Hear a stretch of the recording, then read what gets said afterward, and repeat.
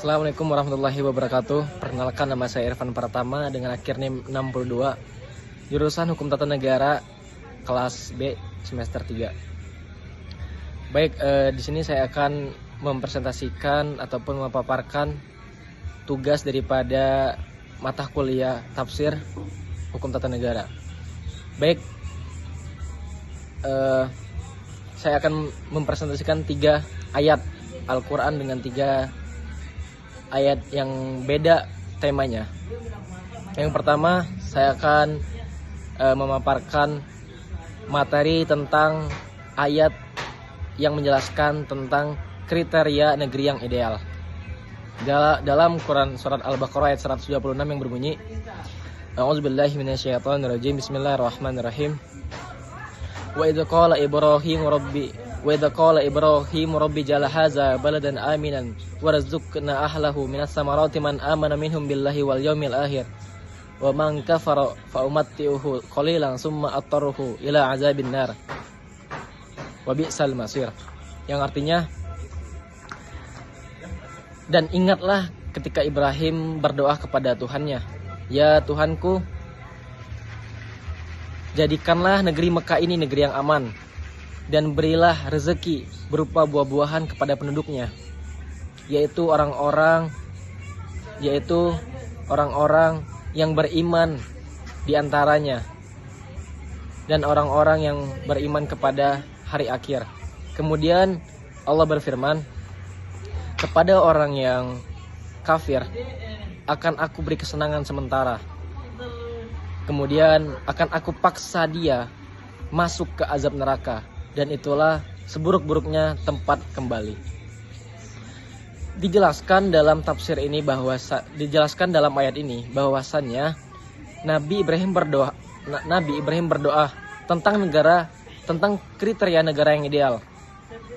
Nabi Ibrahim tidak meminta negara yang ideal itu dengan kekuasaan yang sangat besar ataupun meminta kejayaan masyarakat atau militernya.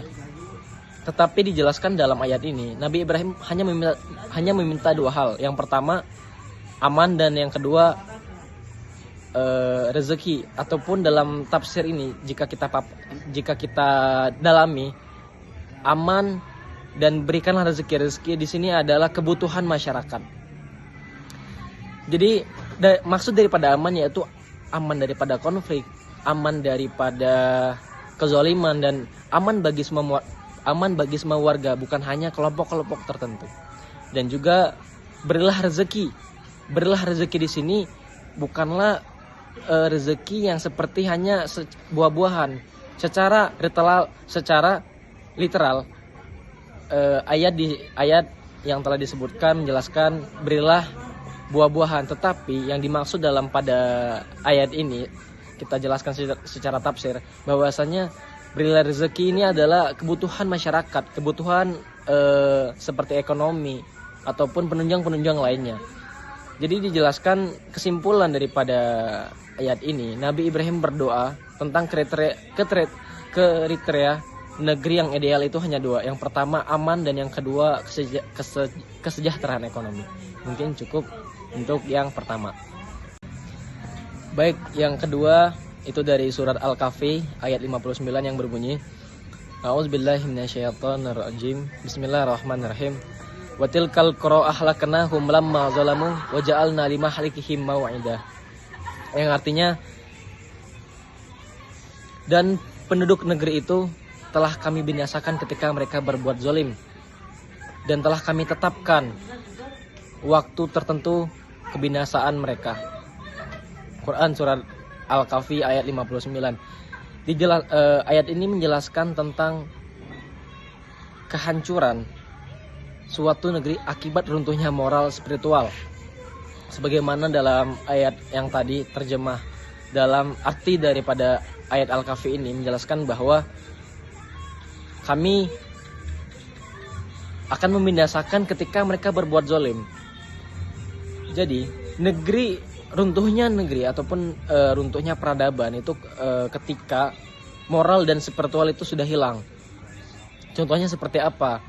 Contohnya dari sistem kekuasaan, dari penduduknya juga ketika mereka berbuat zolim. Dan ketika mereka tidak mau memperbaiki, mereka sudah diberitahu bahwasannya itu suatu kezoliman yang harus seharusnya dibenarkan. Ketika mereka tidak mendengar ataupun mengabaikan peringatan itu, maka yang jelaskan tadi, tunggulah ketetapan kebinasaan mereka. Mungkin itu tafsir daripada ayat Al-Kahfi, surah Al-Kahfi ayat 59 ini. Baik, selanjutnya ayat yang ketiga yang menjelaskan tentang pembangunan sarana pertanian. Dari surah Al-Furqan ayat 49 yang berbunyi, A'udzubillahi minasyaitonirrajim, bismillahirrahmanirrahim. Linuhyiha bihi baldatam maita wa nusqiyahu mimma khalaqna an'ama wa anasiya katsira.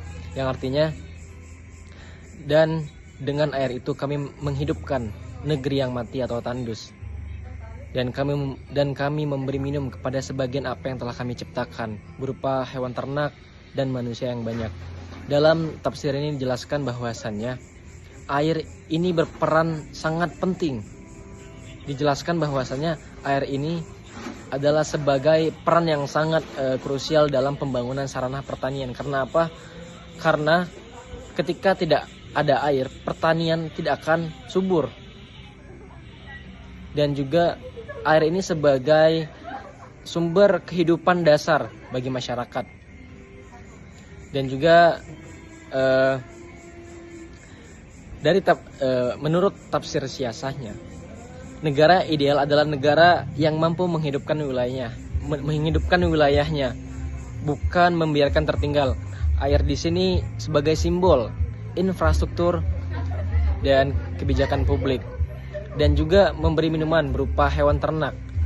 Hewan ternak adalah salah satu sumber pencaharian dari rakyat kecil, penopang rakyat kecil. Banyak contohnya seperti nelayan, petani, peternak. Dan simbol air ini sangat signifikan, sangat memiliki kepentingan yang khusus, karena air ini salah satu salah satu kebutuhan dasar yang paling dibutuhkan. Mungkin cukup sekian dari saya ucapkan terima kasih dan wassalamualaikum warahmatullahi wabarakatuh.